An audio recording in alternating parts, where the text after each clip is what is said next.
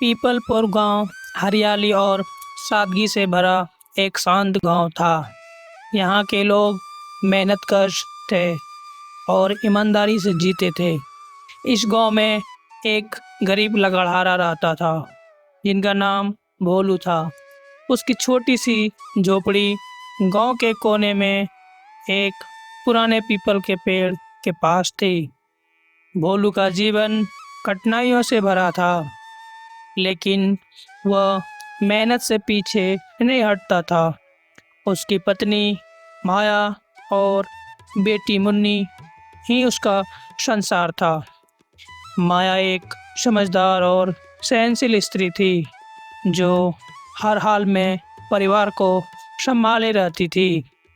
मुन्नी केवल 6 साल की थी, लेकिन उनकी बातें भोलू की सारी थकान मिटा देती थी।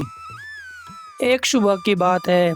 सूरज की पहली किरण झोपड़ी की दीवारों से छनकर अंदर आ रही थी।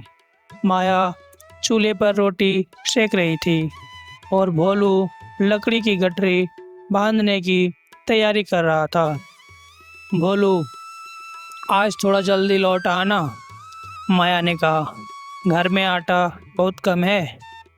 तभी मुन्नी जाग गई और बोली, पापा, क्या आज दूध मिलेगा? भोलू का मन कसक उठा।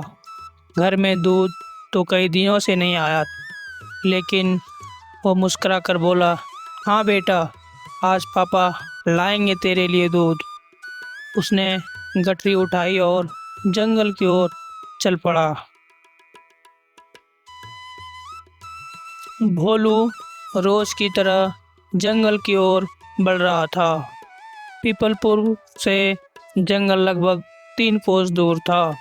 रास्ता पगडंडियों से होकर गुजरता था। एक ओर खेत, दूसरी ओर बबूल के पेड़। भोलू के पैर चल रहे थे, लेकिन मन में चिंता थी। कब तक ऐसा चलेगा?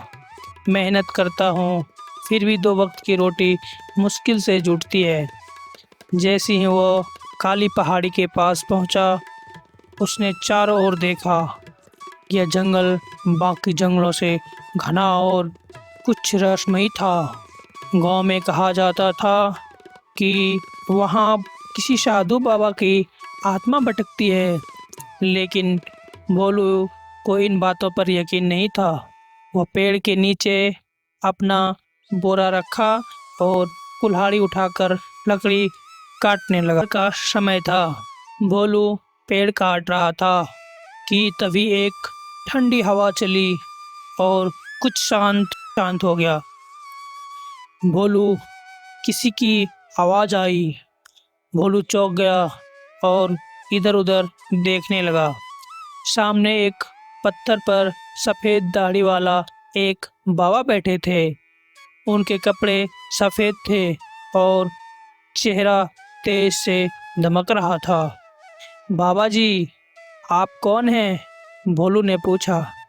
बाबा मुस्कुरा कर बोले, मैं वर्षों से इस जंगल में तप कर रहा हूँ। तुझे रोज मेहनत करते देखा है, कभी भी तुझ में लोभ या छल नहीं देखा। तू क्यों करता है इतनी मेहनत? भोलू ने हाथ जोड़ते हुए कहा,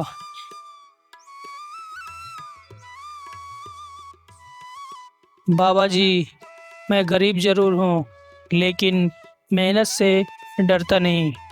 मेरा परिवार मुझ पर निर्भर है। बाबा ने कहा, तू सच्चा है, इसीलिए आज मैं तुझे वरदान देता हूँ। जब भी तुम सच्चाई और मेहनत से कुछ करेगा, तुझे 2 गुना फल मिलेगा। लेकिन ध्यान रखना, वरदान का दुरुपयोग मत करना। भोलू कुछ कहता उससे पहले ही बाबा अदृश्य हो गए। भोलू अस्तबद्ध रह गया। कुछ पल तक वहीं बैठा रहा, फिर लकड़ियां बांधी और घर को लौटने लगा।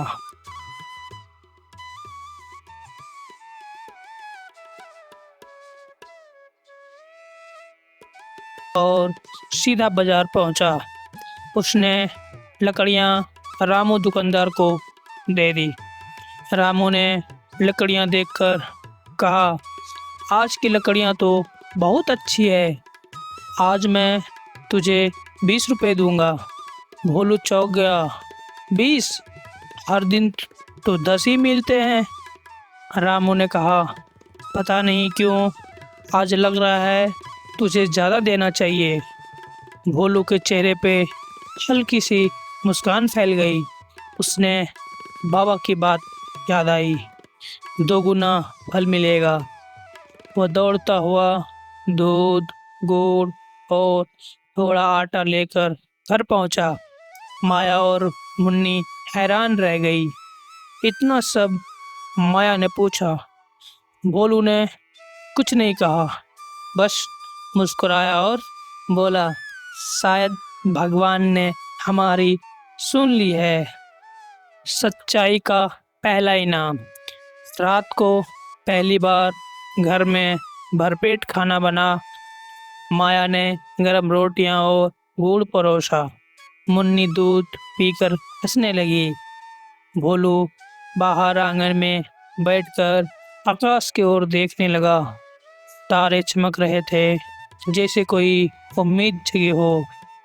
उसने मन ही मन सोचा, अगर यही बाबा का वरदान है तो मैं इस पर खरा उतरूंगा, सच्चाई और मेहनत से आगे बढ़ूंगा।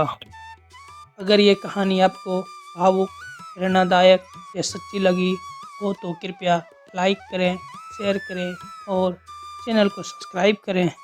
और हाँ, अगली कहानी में फिर मिलेंगे एक और नए संदेश के साथ।